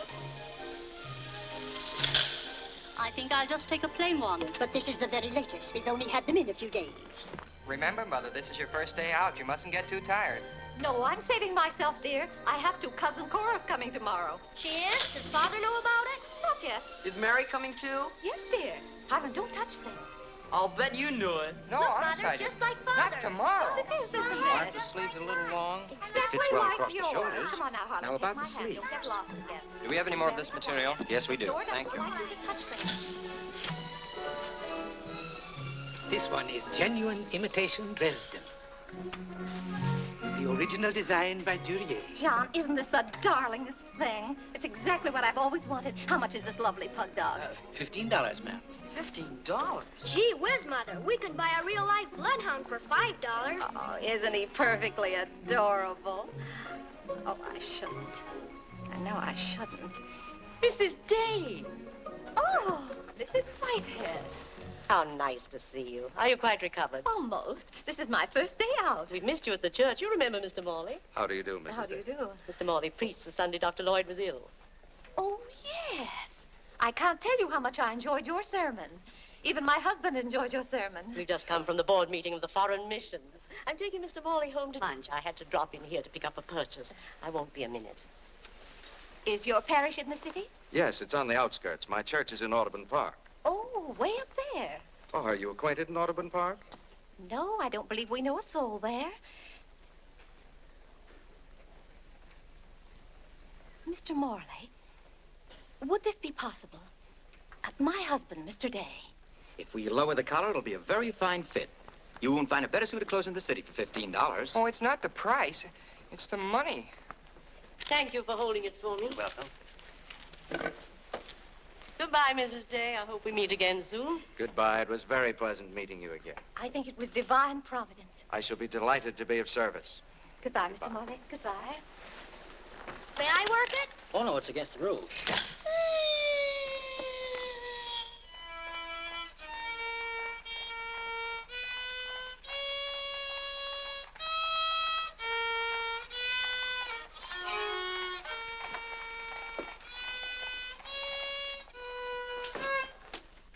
Hello. What did you bring home more medicine for? Dr. Bartlett paid us off, didn't he? Oh, yes. Oh, Jiminy, you scared me. I've got to take $15 right down to McCreary's. I bought a suit there this morning, and I said I'd have the money this afternoon. Gee, that's too bad. What's too bad? Well, you see, Clarence. What? Dr. Bartlett paid us off in medicine. Oh, God! Well, he thanked us, too, for our services to mankind. But my suit, I've got to have it tomorrow. And besides, they're making the alterations. I've got to have $15. Maybe you could offer them 15 bottles of medicine. Oh, they wouldn't take it. McCreary's don't sell medicine. Father. Vinny, I'm home. Good afternoon, sir. How's your mother, Clarence? Oh, the ride this morning did her a lot of good. She'll be well enough to go to church with us next Sunday. Ah, fine. Father, have you noticed I haven't been kneeling down in church lately? Don't let your mother catch you at it. Then I have to have a new suit of clothes right away. That doesn't make sense. I can't do anything in your clothes that you wouldn't do. Well, if my old clothes make you behave yourself, I don't think you ought to wear anything else. Oh, no, you're you and I'm me. I want to be myself. I mean, suppose I should want to kneel down in front of a girl. Why, in heaven's name, should you want to do a thing like that? Well, I've got to propose to a girl sometime. Clarence. Well, not right away, but for $15, I can get a good suit of clothes. Clarence, you're beginning to talk as crazy as you... Hello, Vinny. You're feeling better today, huh? Much better, thank you, Claire. You don't have to hurry home from the office every day like this. With business the way it is, there's no use going to the office at all. Yes, you do look better, Vinny. What did you do today? Well, I got a carriage and took the boys for a ride, and we stopped in at McCreary's. And, oh, Claire, I've the most wonderful news for you. Who do you think I met? Mr. Morley. Morley? Never heard of him. Remember that that nice young minister who substituted for Dr. Lloyd one Sunday? Oh, yes. Bright young fellow. Preached a good, sensible sermon. Short one, too. Ought to be more ministers like him. Well, Claire, his parish is in Audubon Park. You know, way up above Harlem. Nobody knows you up there. You'll be perfectly safe. Safe? Vinny, what the devil are you talking about? I've gone all over everything with Mr. Morley, and he's agreed to baptize you. Oh, he has. The young whippersnapper. Very nice of him. We can go up there any morning. We don't even have to make an appointment. Who said I was going to be baptized at all? Why, Claire, you did. Now, Vinny. You gave me your promise, your sacred promise. You said I'll be baptized. I promise I'll be baptized. Well, what if I did? Claire, aren't you a man of your word? Vinny, we all thought you were dying. So naturally I said that to cheer you up. As a matter of fact, the doctor told me that's what cured you. Well, it seems to me pretty ungrateful of you to press this matter any further. My being well has nothing to do with it. You gave me your word. You gave the Lord your word. And you're going to march yourself up to Mr. Morley's church some morning before you go to the office and be christened. If you think for 1 minute... What in the name of heaven is that? If you think I'm going to let you add the sin of breaking your solemn and sacred promise... I demand to know what that repulsive object is. It's perfectly plain what it is. It's a pug dog. What is it doing in this house? I wanted it, and I bought it. You spent good money for that? Claire, don't try to change the subject. How much did you pay for that atrocity? I didn't pay anything for it. I charged it. Charged it, I might have known. How much was it? $15. $15? Claire. For that eyesore? Don't you call this lovely work of art an eyesore? It will look beautiful sitting on a red cushion by the fireplace in the living room. If that sits in the living room, I won't. Furthermore, I don't even want it in the same house with me. Get it out of here. Claire, you're not going to get out of this room until you set a date for your baptism. I'll tell you one thing. I'll never be baptized as long as that hideous monstrosity is in this house. All right. All right. Clarence. That pug dog goes back this afternoon, and he's christened first thing in the morning. You heard him, didn't you, Clarence? You heard him say that he'd be baptized as soon as I got this pug dog out of the house. You hurry right back to McCreary's with it, and be sure they credit us with $15. Oh, Mother, while we were at McCreary's, I happened to see a suit I'd like very much, and the suit was only $15. Well, Clarence, I'm afraid your suit will have to wait until after I get your father christened. Well, no, I meant that since the suit cost just the same as the pug dog, if I exchanged the pug dog for the suit... Why, yes. Then the suit wouldn't cost your father anything. Why, how bright of you, Clarence, to think of that. I'd better start right away before McCreary's closes. Yes. Now, let's see. If we're going to take your father all the way to Audubon Park... Clarence, on your way back, you stop at the livery stable and tell them to have a cab here at 8 o'clock tomorrow morning. Mother, a cab? Do you think you ought to? We can't walk all the way to Audubon Park. But you know what a cab does to Father. This is a very important occasion. All right. Get one of their best cabs, the kind they use at funerals. Well, those cost $2 an hour, and if Father gets mad... Well, if your father starts to argue in the morning, you remember. Oh, he agreed to it. We both heard him.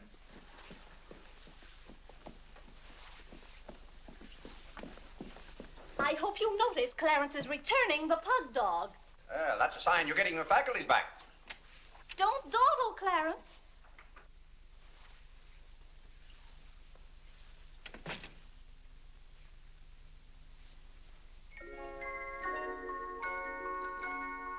Come to me, sweet Marie, not because your face is fair, dear to see. Vinny, it's good to hear you singing again.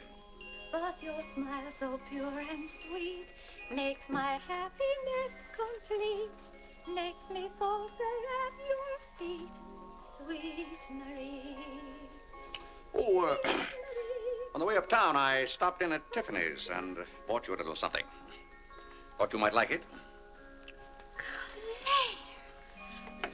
What a beautiful ring! I'm glad if it pleased you. Oh, Claire, how sweet of you. I don't know how to thank you. Well, it's thanks enough for me just to have you up and around again. You know, when you're ill, Vinny, this house is like a tomb. There's no excitement. That's the loveliest ring you ever bought me. Now that I have this, you needn't buy me any more rings. Well, if you don't want any more... What I'd really like now is a nice diamond necklace. Vinny, Do you know how much a diamond necklace costs? Yes, I know, Claire, but don't you see, you're giving me this shows I mean a little something to you. Now, a diamond necklace. Good heaven. If you don't know by this time how I feel about you. Well, we've been married for 20 years, and I've loved you every minute of it. What did you say, Claire? I said we've been married for 20 years, and I've loved you every minute of it. But if I have to buy out jewelry stores to prove it, if I haven't shown it to you in my words and actions, I might as well... Well, what have I done now? It's all right, Claire. I'm just so happy. Happy? You said you loved me. And this beautiful ring, that's something else I didn't expect. Oh, Claire, I love surprises. But that's another thing I've never understood about you, Vinnie. Now, I like to know what to expect. Then I'm prepared to meet it. Yes, I know, Claire, but life would be pretty dull if we always knew what was coming. Well, it's certainly not dull around here. In this house, you never know what's going to hit you tomorrow.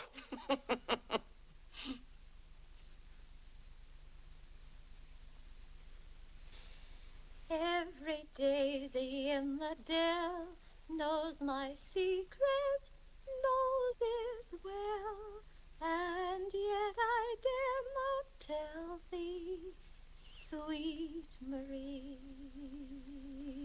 sweet Marie, Sweet Marie, come to me, come to me. not because your face is fair, love to see. Love to see. Every daisy in the dell knows my secret, knows it well, and yet I dare not tell, sweet Marie.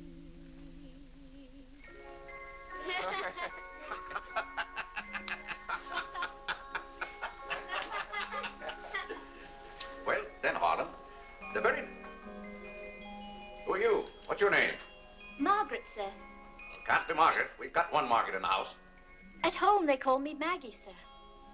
All right, Maggie. If her name's Margaret, that's a good sign. Maybe she'll stay a while. Do you know, boys, your mother used to be just the same about cooks as she is about maids. Never could keep them, for some reason. Well, one day about 14 years ago... Yes, it was right after you were born, John. My, you were a homely baby. Thank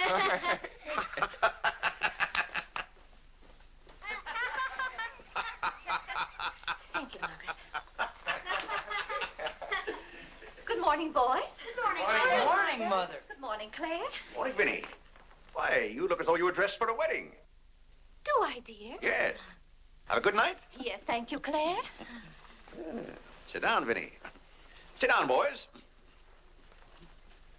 Oh, thank you, Clarence. Well, seems to me everyone's all dressed up this morning. What's on the program for this fine day? Well, this afternoon, May Lewis's mother is giving a party for everyone in May's dancing class. Harlan's going to that. I don't want to go, Mama.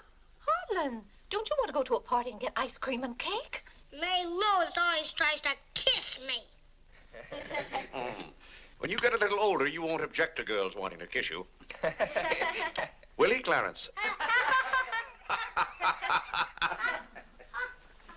This is for you, Mr. Day. Where shall I put it? Oh, that's for me, I think. Take it upstairs, Maggie. Wait a minute, Maggie. Bring it here. Let's see it. See, it's for me, Father, Clarence Day, Jr. Let me look. Oh, that's from McCreary's. And it's marked charge. What is it? Claire, it's all right. It's nothing for you to worry about. Well, at least I think I should know what's being charged to me. What is it? Claire, stop your fussing. It's a new suit of clothes for Clarence, and it isn't costing you a penny. It's marked charge $15. It's costing me $15. And I told Clarence... Claire, can't you take my word? It isn't costing you a penny. I'd like to have you explain why it isn't. Because Clarence took the pug dog back and got the suit instead. Of course. And they'll charge me $15 for the suit. Nonsense, Claire. We gave them the pug dog for the suit, don't you see? Then they'll charge me $15 for the pug dog. But, Claire, they can't. We haven't got the pug dog. We sent that back. Well... But... Well, now, wait a minute, Vinnie. The suit... There's something wrong with your reasoning. Well, Claire, I'm surprised at you when you're supposed to be so good at figures. That's perfectly clear to me. Vinny, they're going to charge me for one thing or the other. Don't you let them.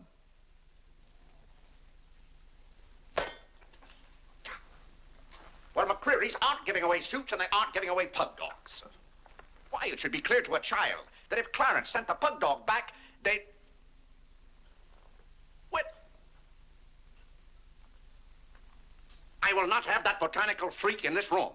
John, have you been going around this town selling medicine? Yes, Mother. Dog medicine? No, Mother, not dog medicine. This letter from Mrs. Sprague says you sold her a bottle of this medicine and that her little boy gave some of it to their dog and it killed him. Now she wants $10 from us for a new dog. Here, let me see that letter. Well, he shouldn't have given it to a dog. It's for humans. Why, it's Bartlett's beneficent balm made from a secret formula. Have you been going around among our friends and neighbors selling some patent nostrum? But it's good medicine, Father. I can prove that by Mother. Vinny, what do you know about this? Well, nothing, Claire. But I'm sure John didn't... No, I mean that day Mother was... That's enough. You're going to every house where you sold a bottle of that concoction and buy it all back. But it's $1 a bottle. I don't care how much it is. Here, I'll give you the money now. How many bottles did you sell? 128. 128? Claire, I always told you John would make a good businessman. Young man, you'll have to come down to my office with me. I'll give you the money to buy back that medicine. $128. And $10 more for Mrs. Sprague's dog. That's $138. Thank you, Vinny. But it's all coming out of your allowance. That means that you'll not get another penny until the whole $138 is paid up. I'll be 21 years old. Oh, Gad! What's the matter, Claire? What's wrong?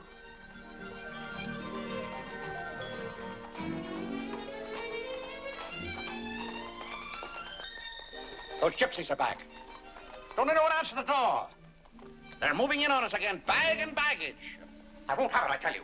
I won't have it. Now, Claire. Don't let them in. Claire, hush up. They'll hear you. Tell them to get back in that cab and drive right on to Ohio. As if we could turn our own relatives away. But they're extravagant enough to take cabs when horse cars run right by our door. And now you be quiet and behave yourself. John, come help with the baggage. Why do they always have to pounce on us without any warning? Cora, Mary. Well, it's so good to have you back again. How are you, Vinny? We've been so worried about you. Oh, I'm fine now. Did you have fun in Springfield? Was it? John. My, you're still growing. Thank you, Cousin John, Cora. go get the baggage. There's Whitney. How are you, darling? Fine, thank you. And little Harlan. Have you been a good boy? No. Claire, the girls are here. Cousin Claire, here we are again. My, it's so nice to be back. How do you do, Mr. Day? How do you do? Come and sit down and have some breakfast with us. Oh, we had breakfast at the depot. Well, we've practically finished ours. I haven't finished my breakfast. Well, then sit down, Claire. Come and have a cup of coffee anyway. Oh, thank Mary, you, sit over Benny. there. Cora, Maggie, clear those places. My, this seems so natural. Claire, don't let your kippers get cold. Maggie, serve some coffee. Yes, Oh, where's Clarence? Well, he must be upstairs moving his things so you can have his room again.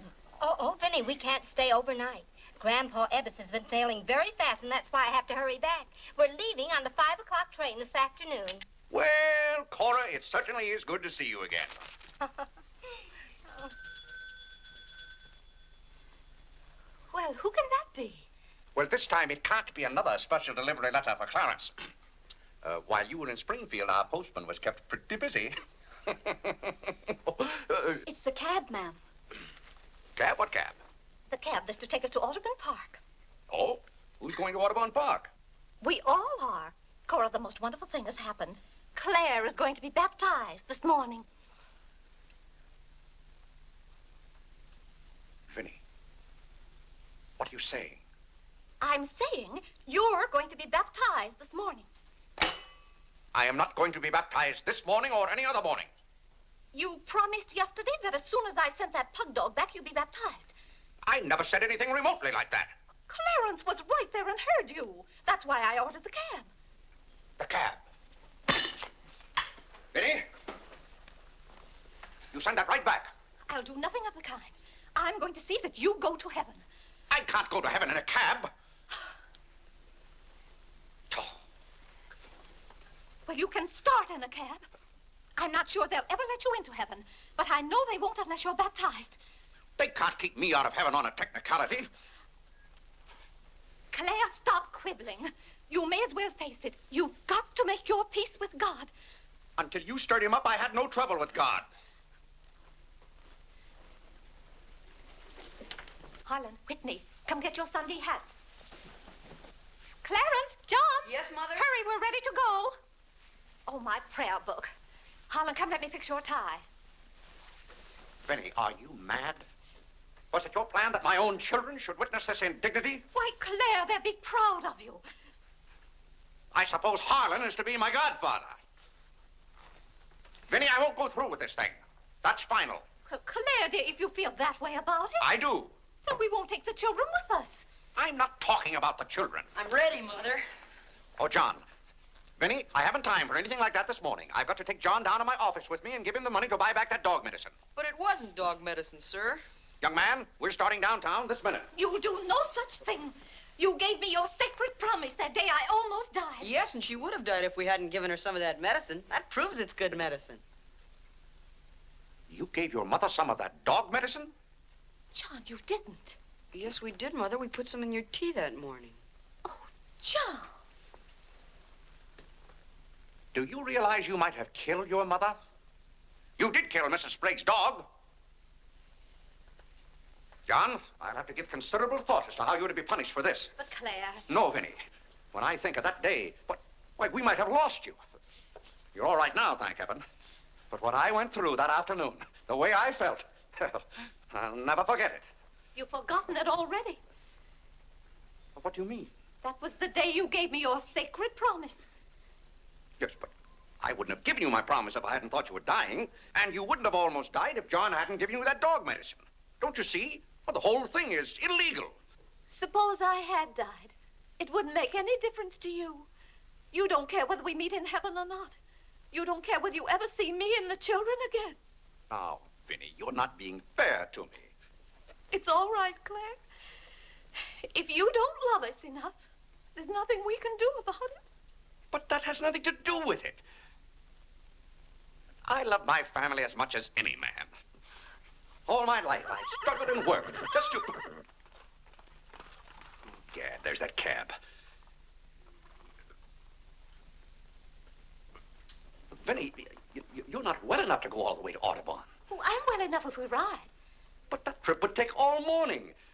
And those cabs cost $1 an hour. This is one of their best cabs. This costs $2 an hour. Well, then why aren't you ready? Get your hat on. Oh, tarnation! Hallelujah! Amen! Young lady, if it hadn't been for you, no one would have known whether I was baptized or not.